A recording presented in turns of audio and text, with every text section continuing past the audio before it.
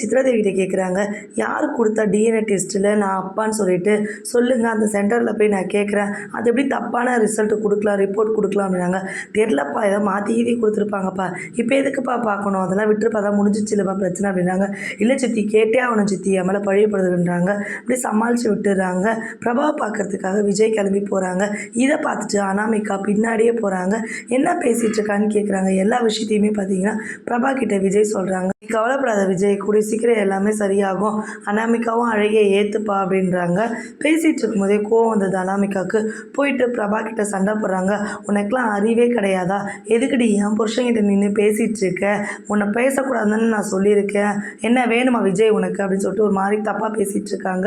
விஜய்க்கு கோவம் வந்துடுது, பயங்கரமாக அடிச்சிடுறாரு அவங்கள. அழகி மேலே எல்லாருமே ரொம்ப பாசமாக கேரிங்காக இருக்காங்க.